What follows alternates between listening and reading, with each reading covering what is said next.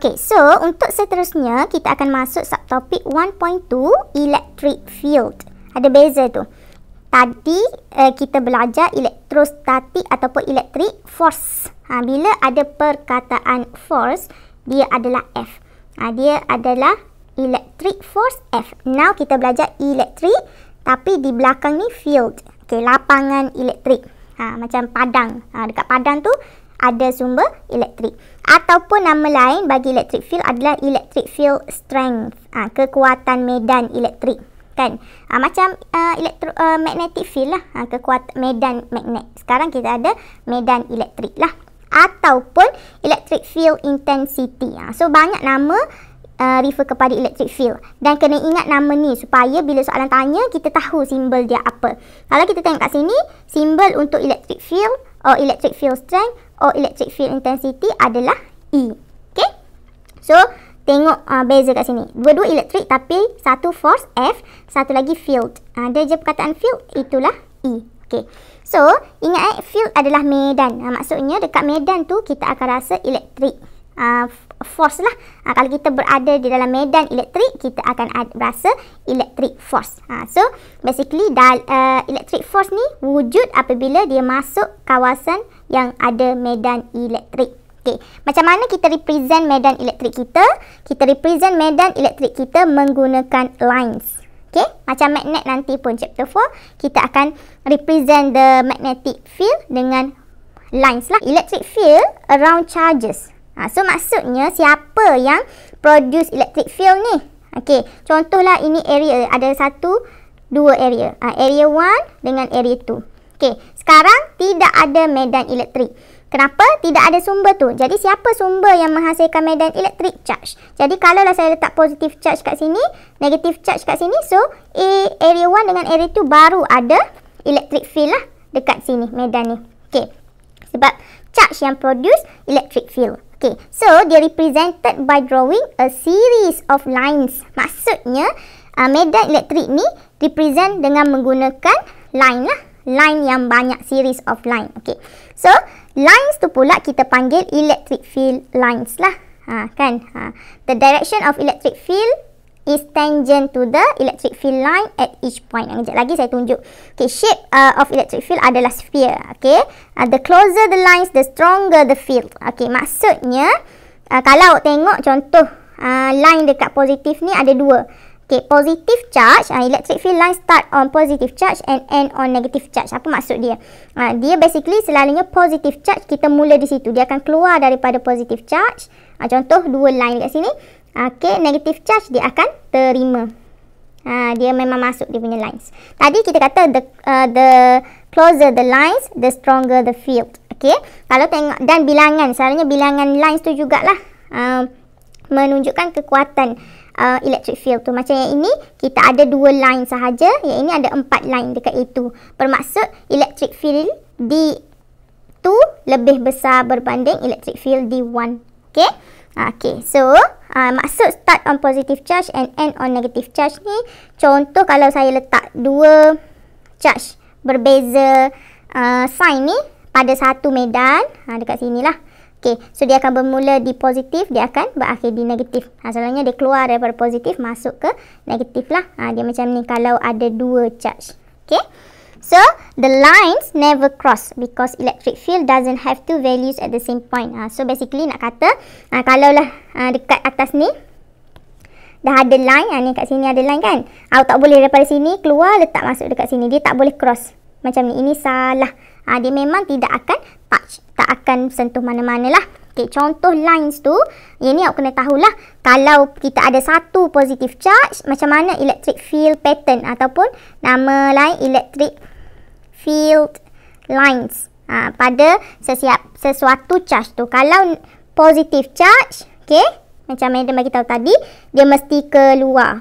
Okay, dan make sure dia tak cross, dia tak bertindan dengan lines yang lain tu lah. Dia keluar. Okay, bilangan lines tu menunjukkan kekuatan dia lah. Okay, so dia outward untuk positive charge. Kalau negative charge, dia inward. Tengok tu dia masuk lines tu arah dia masuk. Kalau tengok kat sini ada 1, 2, 3, 4, 5, 6, 7, 8. Here ada 1, 2, 3, 4, 5, 6, 7, 8.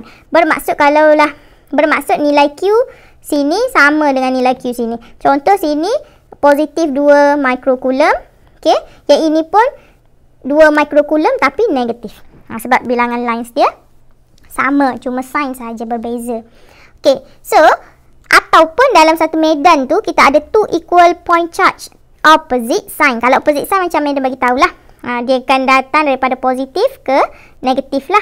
Okay, so kalau tengok sini dia two equal point charges. Bermaksud nilai Q pada positif ni sama nilai dia dengan negatif. Contoh sini 2 mikrokulum, sini pun negatif 2 mikrokulum. Kalau tengok bilangan lines tu mesti sama. Contoh dekat, kita tengok kat sini ada 1, 2, 3, 4, 5, 6, 7, 8, 9.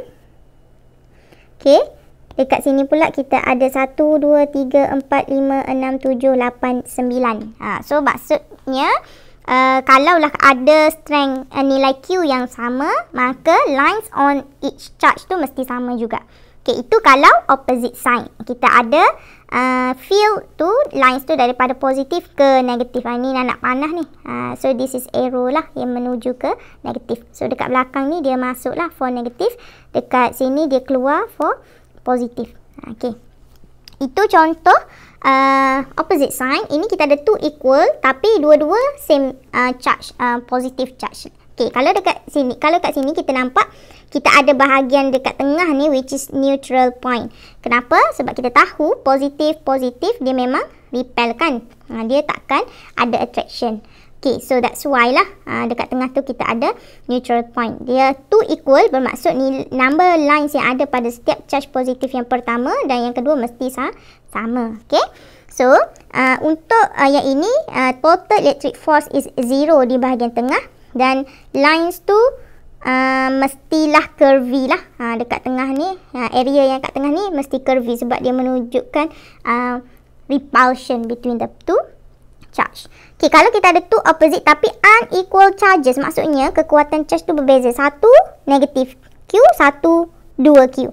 Bermaksud yang 2Q tu mesti ada double daripada nilai Q. Sebab nilai dia double. Kalaulah satu negatif Q, satu positif 3Q. Bermaksud line tu mesti ada 3 kali ganda. Dia macam tu. Okay, so kalau tengok kat sini, nilai number lines yang ada pada negatif Q ada 1, 2, 3, 4, 5, 6. Okay, arah dia masih sama into sebab dia negatif. Kita ada 6 lines yang negatif.